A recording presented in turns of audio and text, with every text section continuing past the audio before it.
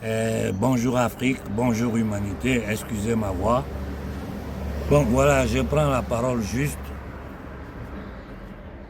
pour vous passer un message de nos frères du Congo. Vu que hier, après quelques jours, j'ai pu discuter à long et large avec eux. Excusez si le micro n'est pas très bon. Bon, avant cela, avant de vous faire écouter le vocal que notre frère Pascal, depuis le Kivu, nous a envoyé, je crois que pour ce qui me regarde, et je crois que toute l'Afrique est consciente de cette situation, pour ce qui me regarde, ce n'est plus le moment c'est-à-dire de la théorie. Il faut passer à la pratique, il faut passer à l'action. Après le verbe, il faut l'action. Voilà pourquoi je dis à tout le monde, partout où des mouvements panafricains sérieux vont se lever pour manifester, il faut les soutenir, il faut partager l'événement. Si vous voyez, si certaines manifestations, nous n'intervenons pas, on n'a pas besoin de parler, c'est parce que nous savons que c'est des choses qui ne sont pas sérieuses. Ou c'est des manifestations faites par ce que l'on appelle l'opposition contrôlée. C'est-à-dire tous ces nègres des salons noirs qui sont descendus de Paris, d'un peu partout en Occident, sur le continent africain, pour travailler pour leur maître. Aujourd'hui, je peux dire sans doute que la situation africaine n'est pas désespérée, même si nous avons nos dirigeants qui travaillent contre nous, dans le sens que nous avons des dirigeants dirigés, des nègres des salons, des psychopathes, des menteurs, des criminels, des assassins. Voilà ce qu'ils sont. On peut compter combien d'Africains sont morts de faim, de guerre, depuis la fin de la Seconde Guerre mondiale à aujourd'hui. Je vous ai toujours dit, ils disent qu'ils nous ont prêté des milliers, des milliards, depuis 1945 jusqu'à aujourd'hui. Où est le résultat? Dans l'Afrique profonde, on n'a pas d'eau potable. On n'a pas d'électricité, je dis Afrique profonde. Même dans les capitales. En ce moment, je discute avec des frères du Mali sur la situation dans certains quartiers à Bamako. On va voir comment et quand on peut mettre sur pied une petite opération pour leur donner un coup de main. Il faut qu'on soit sérieux. Nous sommes conscients, aujourd'hui, toute la jeunesse africaine est consciente du combat dans lequel nous sommes. Elle sait pourquoi elle souffre. Elle connaît l'histoire de l'Afrique des 5 derniers siècles. Et comment on peut dire un pouvoir, une oligarchie, une théocratie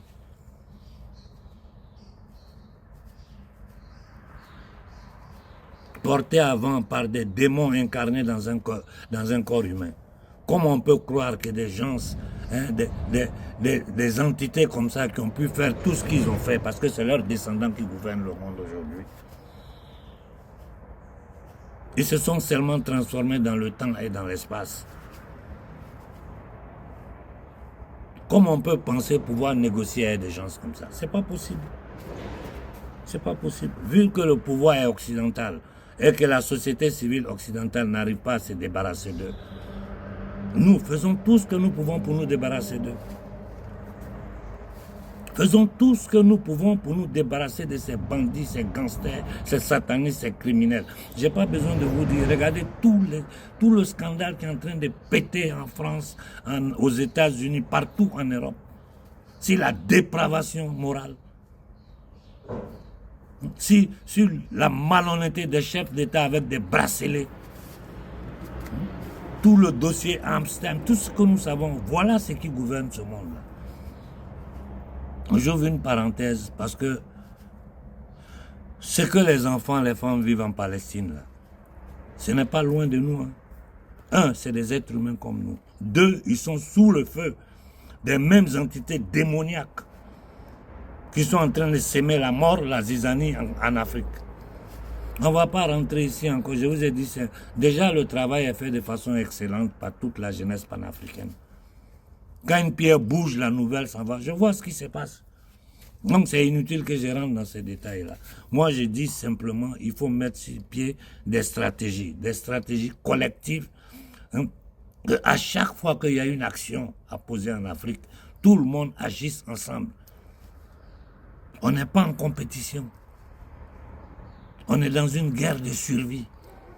On est dans une guerre de survie. Où nous gagnons, ou nous périssons. Il n'y a pas de mesure. Et vous savez tous que nous ne pouvons pas compter sur la classe politique. Je suis fatigué d'insulter ces minables, ces indignes, ces esclaves des salons. Je suis fatigué de les insulter. Ils ne peuvent pas changer parce qu'ils sont compromis jusqu'à la moelle. Mais ces anciens-là atteints de démence sénile, je peux les comprendre.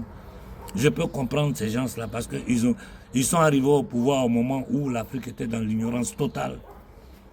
Ils ont été utilisés comme pions. Rappelez-vous vos indépendances africaines. Tous les vrais patriotes qui ont tenté de donner une vraie indépendance à l'Afrique ont été éliminés. Vous connaissez tous la liste. Donc nous sommes devant une telle situation. Comment nous pouvons prétendre aller négocier avec nos bourreaux? Aujourd'hui, nous savons que derrière tout le terrorisme en Afrique, c'est la CIA qui est là. Ce sont les structures créées par ces gens-là.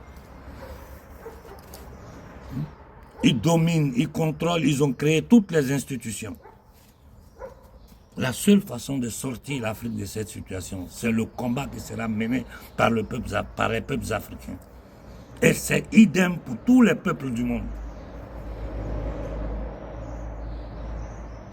Donc bon, voilà la situation réelle pour la faire brève.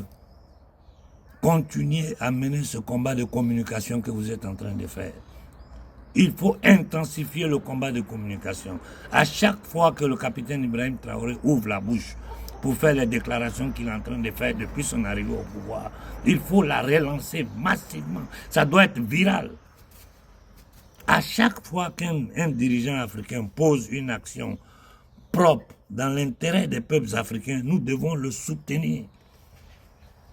Nous devons le soutenir sans C, sans ma. Ça doit être clair. On n'est pas là pour critiquer dans le vide. On critique parce qu'on est obligé de le faire. Il faut rectifier le tir. Bon, j'ai vu que dernièrement, après ce qui s'est passé au Mali la semaine passée, combien de soldats sont tombés. Bon, je vois, d'après les informations que j'ai, que l'Africa Corps, qui a remplacé pratiquement Wagner avec le ministre de la Défense malienne, que je salue, que pour moi est une personne digne, sont en train de mettre sur pied tout pour essayer de remettre de l'ordre dans le pays. Et qui est derrière ça? C'est les États-Unis et l'Union européenne. Et nous, on dit on va aller discuter avec eux. Ils vont nous donner de l'argent, alors qu'ils n'ont pas d'argent. Leur argent, là, c'est faux argent. L'argent, c'est nous qui l'avons. On a l'or, on a le diamant. Je vais vous citer ce qu'est l'Afrique. C'est le continent le plus riche du monde. Avec une population jeune. Nous sommes plus d'1 milliard. Le marché, la Chine, comment elle a fait pour s'élever? Elle s'est appuyée sur son marché interne d'abord. Donc bon, voilà. C'est juste pour échanger un peu avec vous, sans rentrer dans trop de blabla. Intensifions le combat de communication. Nous, de notre côté, derrière le rideau, nous sommes en train de pousser tous les pions que nous pouvons. Et quand c'est nécessaire, nous sortirons en public pour parler. Aujourd'hui, le combat est dans la main de la jeunesse. Continuez à taper sur la toile. Un système démoniaque. Laïcité, usure, luxure. Obéis, travaille et meurt. Voilà ce que ces démons réservent à l'humanité. Et ils vous présentent toujours le poison comme le plat le plus bon. Mais comment tu peux penser qu'on peut mettre un loup dans un poulailler et ils vont dormir ensemble le matin, tout le monde va bien se réveiller? C'est pas possible. C'est pas possible. Il faut que ces démons-là soient dégagés du monde. Il y a une chose que tout le monde doit comprendre. Jusqu'aujourd'hui, la structure du pouvoir, elle est montée de telle façon que quiconque gagne derrière, c'est toujours ces démons-là qui gagnent. C'est eux qui sont là. Parce que c'est eux qui ont le contrôle de la masse monétaire. C'est eux qui ont le contrôle de la création monétaire. C'est eux qui ont le contrôle de la finance. Et ce sont eux qui ont le contrôle de ce que nous appelons aujourd'hui les bigs dans le monde, c'est-à-dire les corporations. BlackRock, Vanguard, State Street et tout ce que nous savons. Aujourd'hui, ils sont en train d'imposer une économie de guerre aux peuples occidentaux. C'est deux formes de violence que nous sommes en train de subir. Nous, les Africains, nous subissons non seulement la violence économique, culturelle, spirituelle, militaire, tout, mais en Occident, ils sont en train de subir une violence subtile. Mais quand nécessaire, même la violence physique, ils le font. Vous avez vu ce que Macron a fait aux Gilets jaunes. Vous avez tous vu ce que Macron a fait aux Gilets jaunes. Bon, voilà, donc c'était juste pour échanger un peu avec vous. Comme je vous ai dit, nous avons mis sur pied, ça fait 2 semaines maintenant, une petite collecte pour envoyer une aide aux femmes et aux enfants de Ouazalendo. Bon, petit à petit, ça commence à rentrer. Encore, on va laisser la cagnotte ouverte encore quelques temps. Espérons que les Africains vont réagir. Parce que d'abord, c'est un message très clair que nous envoyons à nos frères du Congo pour leur dire que vous n'êtes pas seuls. Nous sommes là, nous vous assistons. Nous serons à vos côtés jusqu'à la libération du Congo. Et faire comprendre à ces enfants-là que hors du Congo, dans la diaspora africaine, il y a des gens qui sont là, qui sont prêts pour eux. Et c'est un message clair à ces bandits qui sont derrière 18-20 millions de morts au Congo. Écoutons le frère Pascal ici avant de nous séparer. Et j'espère que nous allons pouvoir d'ici quelques temps réunir le plus possible pour l'envoyer au frère Pascal afin que le Ouazalendo puisse avoir un peu d'oxygène. La situation est tragique. La situation est tragique. Moi, je suis arrivé à un point où même j'évite de parler avec les gens. Parce que quand tu finis de te relater les choses, tu es assis là, toi seul, on te met un plat devant, tu ne peux pas manger. Ça te broye le froid. Ça te broye le foie. Et ce sont ces gens-là. Mais regardez ce qui se passe en Russie. Regardez en Palestine. La violation du droit international. La violation du droit international. Le non-respect des institutions judiciaires internationales. Ils vont jusqu'à insulter les Nations Unies. Tant que c'est eux qui ont créé. Et tous ces gens qui sont là-bas sont tous sous le contrôle de ces pouvoirs-là. Regardez notre histoire des 20, 30, 50 dernières années. Iran, Irak, Libye, Somalie, Afghanistan. Mais partout, ils sèment le chaos. Chez nous en Afrique, ils nous ont déversé l'armée informelle de la CIA et du Mossad qu'ils appellent djihadistes. Voilà la réalité de ce monde. Il faut lire le monde dans sa réalité. Bon, j'ai fait 12 minutes. Nous allons écouter le message du frère Pascal et ensemble faire une profonde réflexion. Écoutons-le ensemble. J'espère que le son sera bon.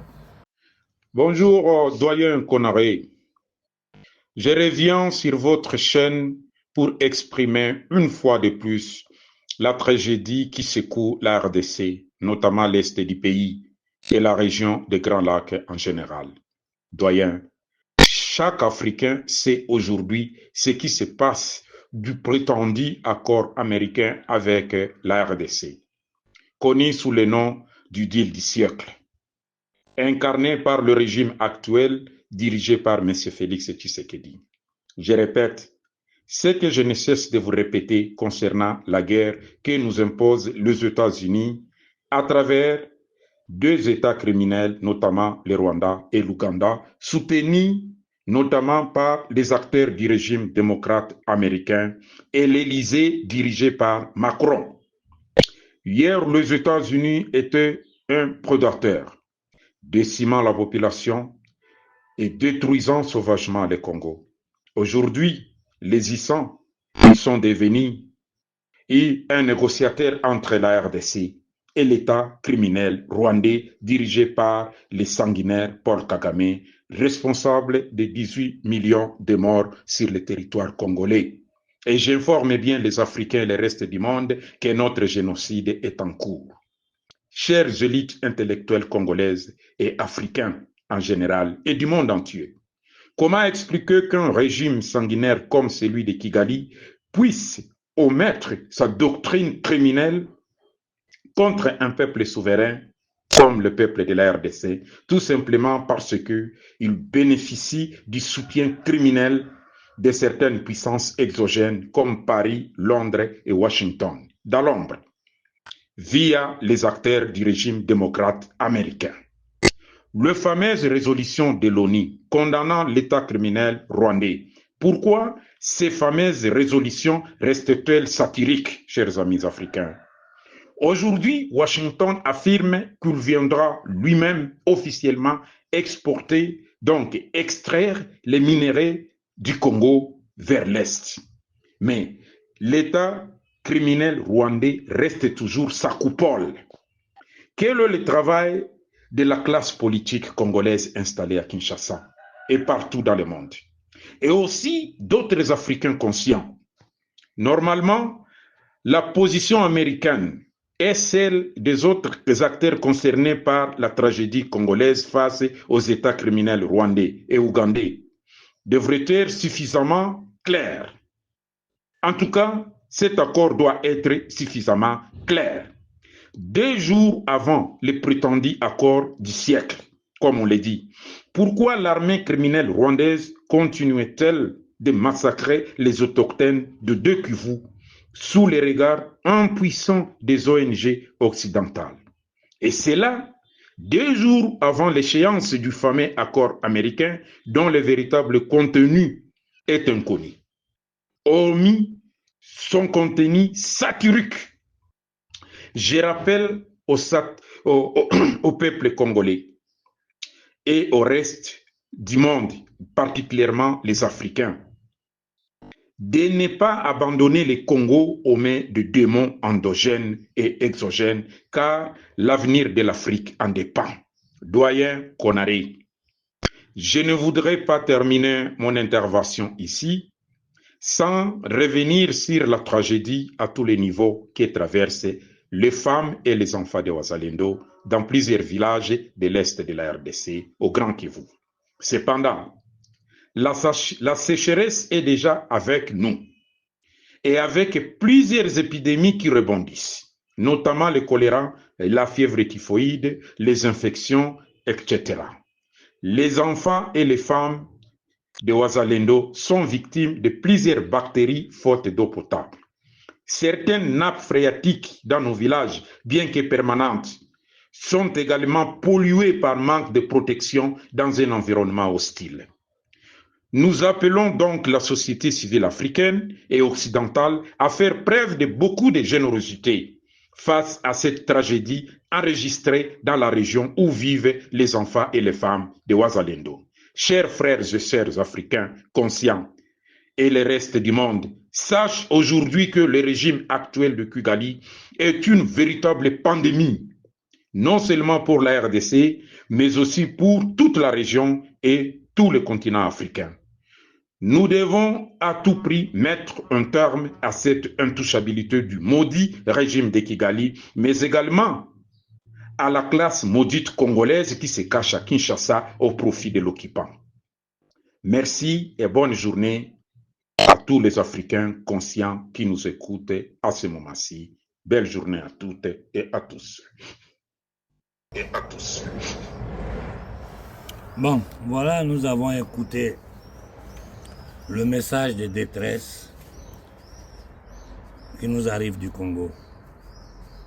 Je crois que nous devons tous avoir la sensibilité, surtout nous de la diaspora, de mettre la main dans la poche pour quelques zéros. Plus nous sommes à le faire, plus nous pourrons les envoyer une somme un peu plus consistante qui va leur permettre de régler tous les problèmes de survie, de la quotidiennité des femmes, des enfants de Wazalendo. Donc je vous en prie, soyons solidaires. En aidant ces enfants, nous nous aidons nous-mêmes, parce que c'est le futur de l'Afrique qui est là. Aujourd'hui, c'est le Congo. Il y a le Mali, ce qui se passe. Il y a le Burkina, il y a le Niger. Les enfants d'Afrique sont en danger partout. Parce que le système démoniaque qui gouverne ce monde-là a un plan bien précis, dont je ne vais pas perdre le temps ici, parce que vous le savez tous. Pour ceux qui n'ont pas encore bien compris ce qui se passe, tournez sur les chaînes YouTube africaines, panafricaines, vous allez comprendre beaucoup de choses. Et moi, je suis à disposition de tout le monde. D'aujourd'hui jusqu'à lundi, je suis à la maison. Je ne bouge pas. Donc, je vais prendre le temps de répondre un peu à tous Ça fait 2 semaines que je réponds pratiquement à personne. De répondre à tous, à échanger avec vous. Je vous ai toujours dit, notre nombre est notre force, et notre solidarité est notre victoire. Bonne journée à tout le monde. Une pensée pour les femmes et les enfants du Congo. Merci.